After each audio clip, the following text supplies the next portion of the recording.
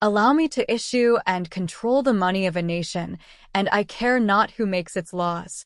Mayer Amschel Rothschild, father of international finance. Money, money, money. You either have it or you sell your whole life to get it. Money is everywhere. It's in the chair you sit in. It's in the cell phone or computer you're using to watch this video. It's in the napkin you use. But have you ever thought about where the money comes from? Who creates it? How is it being created? And who controls it? These questions seem to be simple, but even most economics students and teachers don't know how money is created today. The way our money is created is the main reason that you can't afford to buy a house and find a good job. It's the root cause of major problems. That is the main reason there's a lot of complexity around money, to hide the truth. In our modern economy, we have two kinds of money, paper money and electronic money, which is the most commonly used money today. Electric money is the numbers you see in your account or the payment card you use when shopping. If we think of money in terms of our daily use, there doesn't seem to be much difference between these two kinds of money. If, however, we ask how is money created, then we will see that there is a huge difference. Let's start with paper money. Paper money is created by the central bank in the form of paper banknotes or coins. You can read that on the banknote. If someone else tries to create it, they will go to jail for counterfeiting.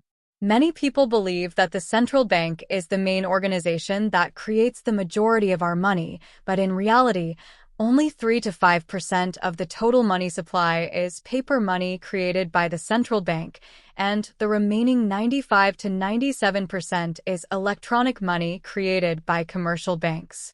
Electronic money is very tricky. Many people think that electronic money is just the electronic version of paper money.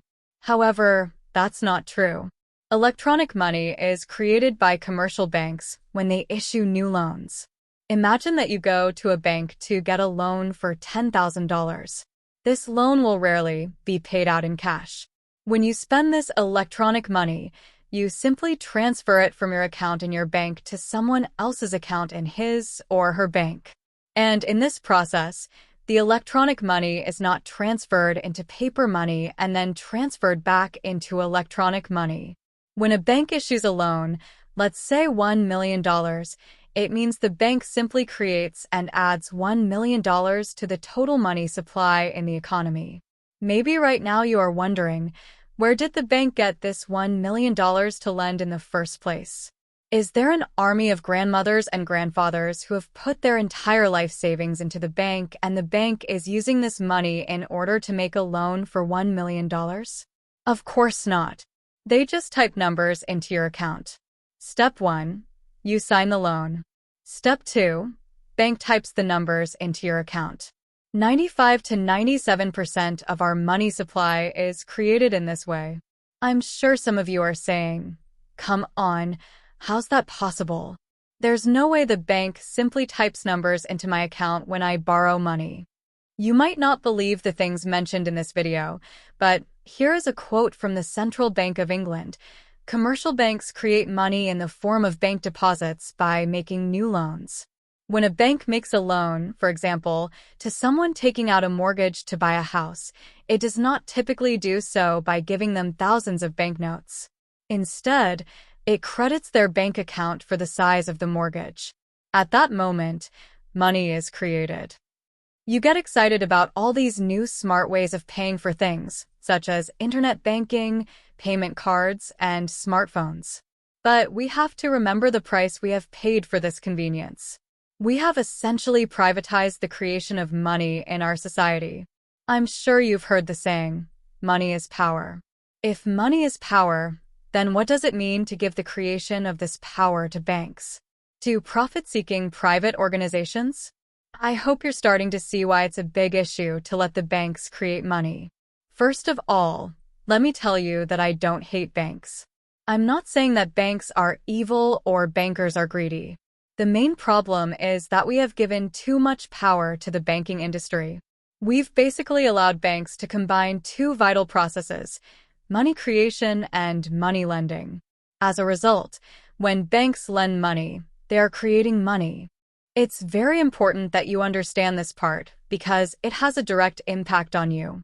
This is the main reason you can't afford to buy a home and find a good job today, just like normal private businesses. Banks also want to maximize their profit and minimize their risks, which means they have incentives to lend money to certain sectors that are less risky. And you know what the sector is that has a lower risk for banks? Real estate. For banks, it's risky to lend money to a small business because there's a high chance that it will go bankrupt. But mortgages have collateral. If the borrower can't pay, the bank will take the property to cover its losses. Since it makes sense for banks to lend money for mortgages, newly created money floods into the real estate market instead of other sectors that society needs, such as renewable energy, the creation of new businesses, schools, hospitals, etc. From the surface, it may seem like society benefits from cheap mortgages, but we don't imagine that on New Year's Eve Santa Claus comes and doubles everyone's money. If you have $10,000 in your account, Santa Claus makes it $20,000. Suddenly, everyone feels rich and rushes to shops to spend it. And you know what happens next? Within a few days, prices will rise. Since prices rose, no one is going to benefit from the sudden increase of wealth. Having access to cheap mortgages works in a similar way. House prices keep getting higher and higher. The common belief is that houses are expensive because of immigration, the increase in population, and the decrease in the amount of newly built homes. Even though these factors can have an impact, today these are not the main reasons for such high house prices. The biggest impact comes from the increase in mortgage lending. For example, in the 10-year period between 1997 and 2007 in England, 40% of newly created money went to the property market, 37% to financial markets, 10% to credit cards and personal loans, and only 13% went to business lending that benefits the economy. That is why, on average, every year home prices are going up 7.7%, while salaries are only rising by 0.8%. These numbers are for the UK, since the author of the books I have used to create this video is from the UK, but the situation is similar in most countries. As you can see, almost 80% of the money went to non-productive sectors that do not benefit the economy and job creation. As a result, new jobs are not created, and unemployment goes up. For example, in Italy, 40% of youth under 25 are unemployed. In Spain, it's 56%, and in Greece, it's 60%. This is a massive waste of human resources who want to be doing something useful but can't simply because of how money is created and distributed in the modern monetary system. So, if you want to solve the housing problem and unemployment, you need to look at how our money is created. One of the common questions I get is this: if banks have created so much money, then why don't we have inflation in the economy? As you just saw, a big portion of the newly created money does not flow to the economy. It flows to the property market and financial markets. Inflation is created in the direction where the money flows. That's why home prices and stocks are going up, while the rest of the economy moves like a turtle. In the past, one member of the family was working, and he was able to support the family plus buy a house.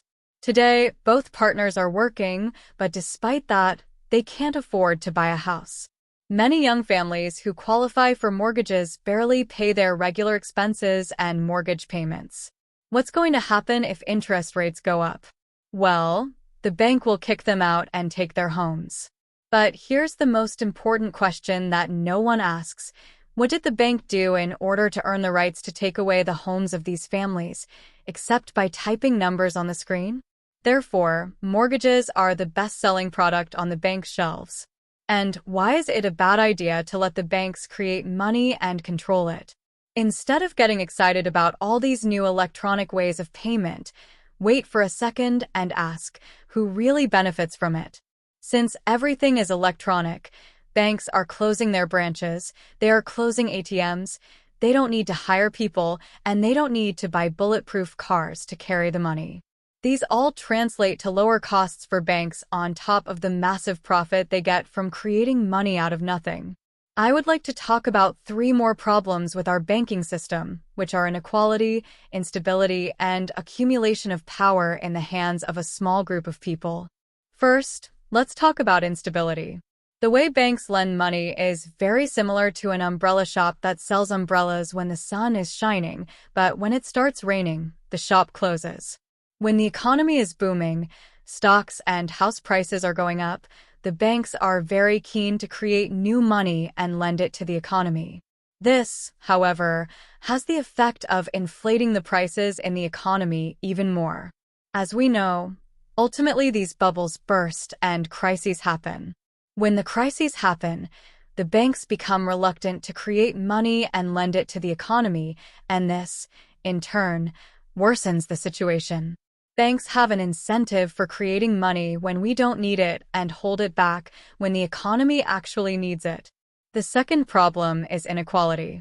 As we all know, when we borrow money, we must pay interest, and we can think of this interest as a kind of tax on money. This tax, however, works opposite of normal taxes. In the normal tax system, the higher you earn, the higher the taxes you pay. However, in the banking world, the more you earn, the richer you are, the less taxes you pay. In other words, the richer you are, the more assets you have, the lower interest you pay to the bank. On the other hand, if you are poor and have little money, you must pay a high interest rate. The way money is created is a key explanation for the inequalities in our society and why it keeps rising. The same inequality applies to countries as well.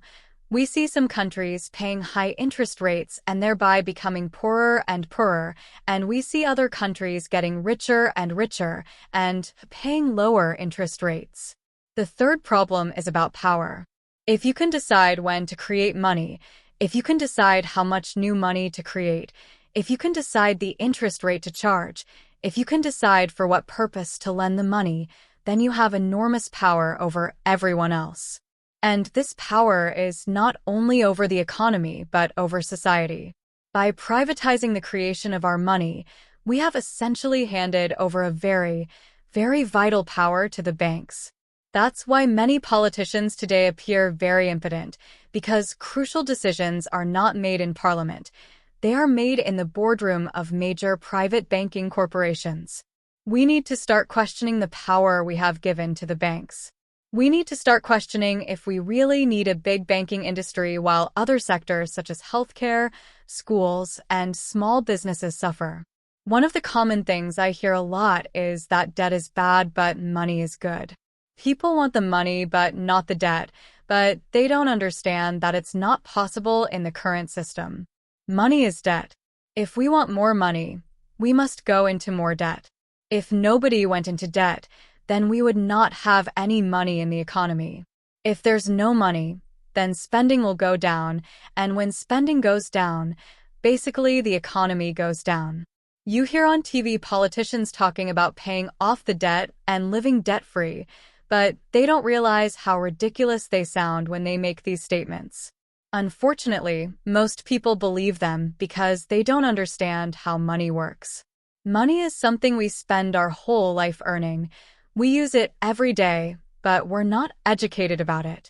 People don't want to talk about it. They think it's taboo. They think money is bad or money is evil. Money is just money. It's neither good nor bad. Saying money is evil is like saying pizza is evil.